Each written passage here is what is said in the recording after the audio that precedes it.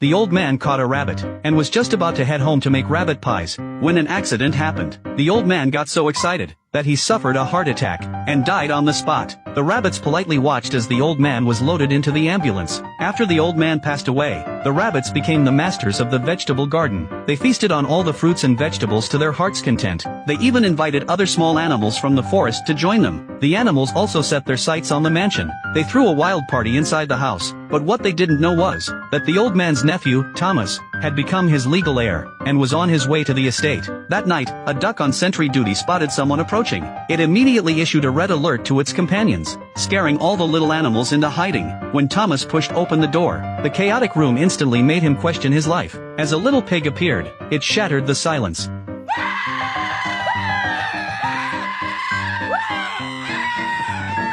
With their cover blown, the animals had no choice but to flee the villa in a panic, and the rabbits lost their home once again. This left Peter Rabbit feeling very frustrated. So the next day, he planned to sneak into the estate and cause trouble, just like before. But he discovered that Thomas had not only reinforced the fence, but also blocked up all the old holes. This completely cut off any possibility of the rabbits entering the vegetable garden. But a little difficulty like that couldn't stop Peter Rabbit. While Thomas wasn't looking, he climbed onto the roof with Little Fat Rabbit. They planned to slip in through the cables.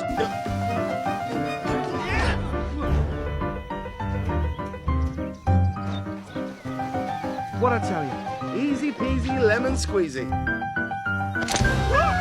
Rats. Peter and Chubby Rabbit were so scared they ran for their lives. Agile Peter managed to escape, but Chubby Rabbit wasn't so lucky. He was pinned to the fence by two metal spikes. Thomas grabbed him by the ears and stuffed him into a burlap sack, getting ready to toss him into the river. The rabbits quickly climbed onto the train. To rescue Chubby Rabbit, Peter ran to the front of the car and popped the hood open, forcing Thomas to get out and check. In the process, he nearly snapped off his own rabbit ears. Fortunately, the other friends had already swapped the sacks, successfully rescuing Chubby Rabbit. Thomas then drove into town and bought several boxes of remote-controlled explosives from a store, planning to blow the rabbit burrow to smithereens. On his way out, he ran into Bee, who was just heading home. Thomas immediately invited her to come home with him. The two chatted and laughed in the car, and Bee's feelings for him grew stronger. She even invited him over to her house. The seeds of love took root in both their hearts. Under Peter Rabbit's watchful gaze, they began dating frequently. The whole process was indescribably sweet, so much so that even Peter Rabbit found it hard to watch. Finally, he couldn't take it anymore. He kicked open the door, ready to beat up Thomas,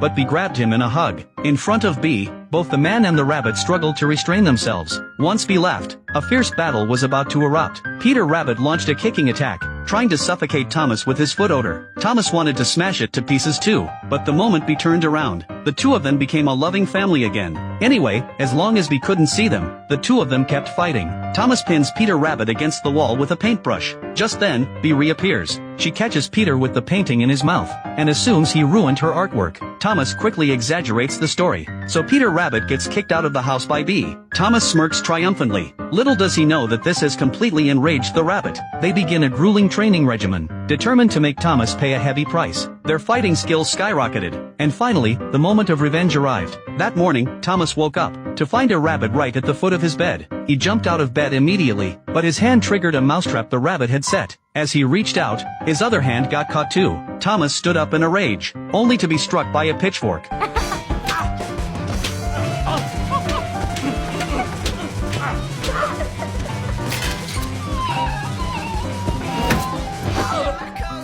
Being bullied like that by the rabbits, Thomas certainly couldn't stand it. But when he chased them to the stairs, he tripped and fell onto a unicycle, sliding all the way downstairs.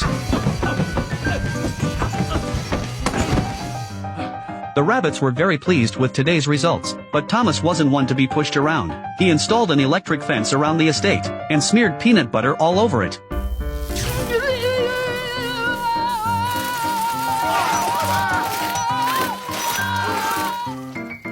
Look away. But these rabbits are incredibly smart. There's no way they'd fall for such a trick so easily. Not only did they avoid getting electrocuted, they secretly rewired the circuit. They even pretended to get zapped right in front of Thomas, while they happily munched on peanut butter. Thomas was about to go out to investigate, but the moment he touched the doorknob, he got zapped and flew back. So Thomas decided to use the back door. but the back door was also electrified, so he went out onto the balcony. This time, he was smarter. He first tested it by touching it with his clothes, but the water pipe and the light fixture were also live. The shock sent Thomas tumbling off the roof, and he passed out immediately. He didn't wake up until the middle of the night. Furious, Thomas grabbed some explosives and tossed them into the rabbit's burrow. Just then, Bee came out, causing Thomas to stop in his tracks. But the next day, Thomas had no intention of letting the rabbits off the hook. He grabbed the explosives and started blasting away at the rabbits. Unfortunately, Peter Rabbit was caught by Thomas. Just as Thomas was about to kill him, he heard the commotion and ran out. Thomas had no choice but to pretend he was playing with the rabbit, and let Peter Rabbit go right in front of Bee. But as he was leaving, the detonator in his pocket accidentally fell out.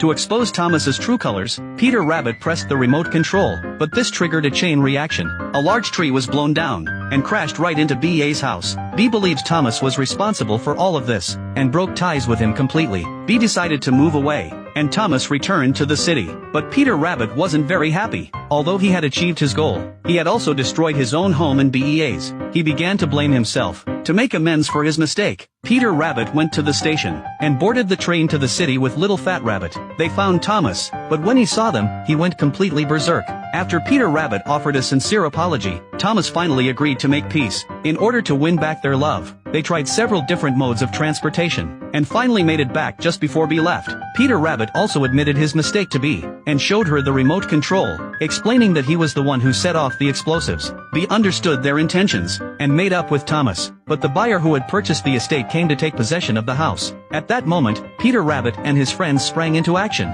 First, they had a raccoon stand on the wall to scare the two people. Then they hooked the doorknob up to a power source. The buyer, who was about to open the door, was zapped and sent flying. Once inside the room, he was also startled into a blood-curdling scream by a piglet that dropped from the ceiling. The buyer even gave up the deposit, and fled the scene immediately. In the end, the little animals shared the vegetable garden with Thomas, and lived happily ever after.